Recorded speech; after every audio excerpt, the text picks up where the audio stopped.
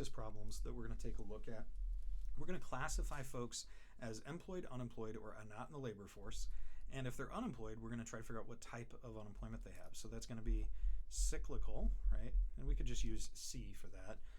Frictional, and we'll use F. And structural, and we'll use an S for that. So we can be kind of quick here.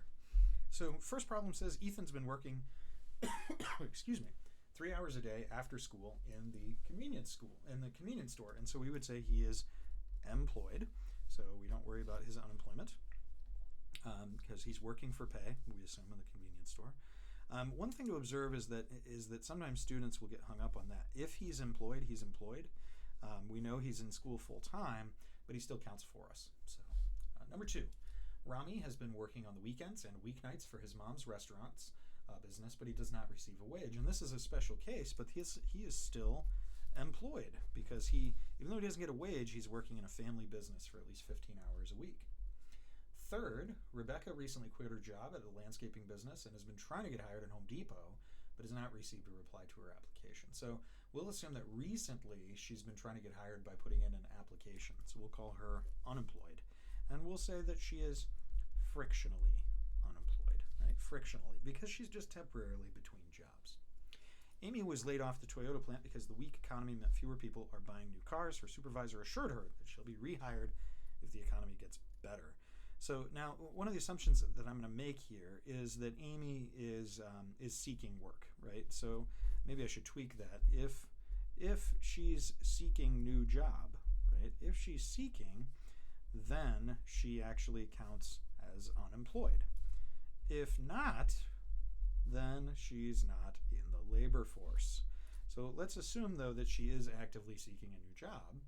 And so then, if that's the case, then she is cyclically unemployed. If she's not looking for a new job, then tough cookies, she's not in the labor force.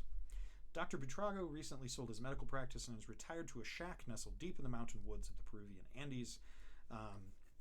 In this case, we would say he is not in the labor force. Deja has decided to not get a job after school because she wants to improve her grades. She is not in the labor force. Kim has been searching for a full-time job in marketing, but has only been found a part-time job at the grocery store. Assuming she took it, right? She is employed, and we can actually subcategorize her as a Peter. Assuming she took the job.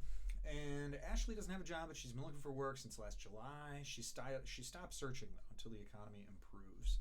And because she stopped searching, that's key here, she is not in the labor force, and we'd actually call her discouraged.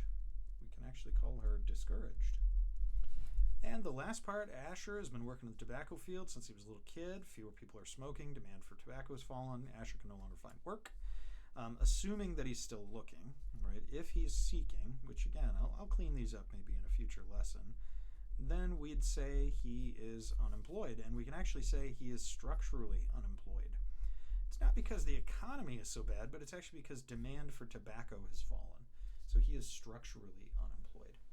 The last part says Kobe decided to quit his job in engineering to stay home and raise his kids. Therefore, he is not in the labor force. He's not looking for a new job.